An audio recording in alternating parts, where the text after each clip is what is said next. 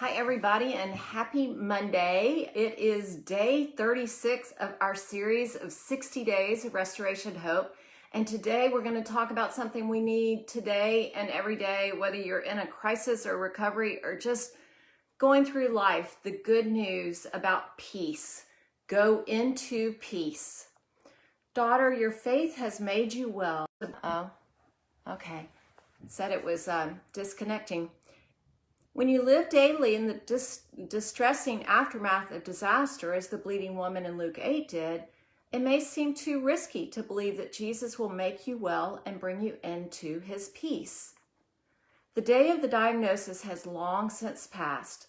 The bleeding woman has now suffered with her illness for 12 trying years. She has spent all her money on doctors, but none could heal her. She has lost all community because she is considered unclean, Luke 8:43. She's out of options. She is frankly desperate. Maybe that's why she reaches out to touch the healing rabbi's garment. Maybe desperation is what drives us all to commit our wildest acts of faith. Jesus, jostled and pressed by the throngs of people who have come to see him, asked an odd, even preposterous question, "Who touched me?" But no one fesses up, Luke 8:45. Peter, ever ready to speak his mind, points out the absurdity of the question, but Jesus insists, "Someone has touched me, for I perceive that power has gone out from me," Luke 8:45 and 46. The once bleeding woman, now healed, realizes she must confess. Trembling, she falls before Jesus, and right there in front of all those people, tells him her story, describes her years of illness, her years of loneliness. "I was desperate," she might have said, "and I was healed instantly," Luke 8:47. As she finishes her confession and looks up, does she fear finding condemnation in the mighty rabbi's eyes? After all, she, a woman, an unclean woman, had touched him, a man and a rabbi. But Jesus has no words of condemnation for her, only words of healing and forgiveness, words of peace, words of hope. "Daughter," he begins. He names her tenderly as his own. "Your faith has made you well." "Go in peace," he commands her. My pastor, Reverend Joel Trike, pointed out that the word translated "in" means literally "into." Go into peace.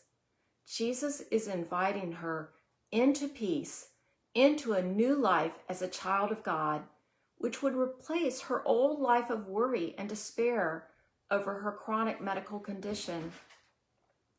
Because Jesus has healed all of our sins, we can now live into and out of his peace. Therein lies our deepest hope. Dear friends, hear Jesus' call to trust him, to seek him in your sickness and exhaustion and stress. He has saved all who believe in him, and he has given us his peace. We may or may not know instantaneous healing or full recovery in the next few days or the next few years, but we will one day know them finally and forever. Until that day comes, let us in desperation reach for the hem of his garment and lean into the peace he gives. Prayer.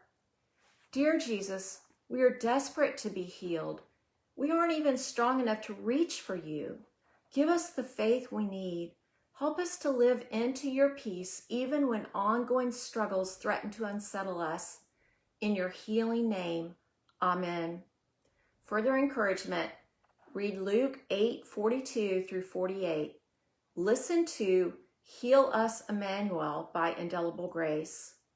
For reflection, imagine Jesus speaking directly to you, daughter or son. Your faith has made you well. Go into peace.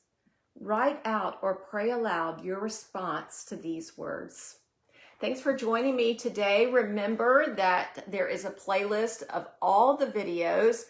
We're on number 36, so there's 35. Actually, I need to upload a couple more on my YouTube channel at Living Story, or if you search under Elizabeth Turnage, you can find my YouTube channel. And there's some other videos there teaching about hope and suffering and grief and waiting. So please check that out and check out the book. Maybe it's something as you're thinking of your Christmas list, maybe there's somebody on your list who would really be encouraged by this book. So thanks for joining me, and I will be back again tomorrow. I'll see you then.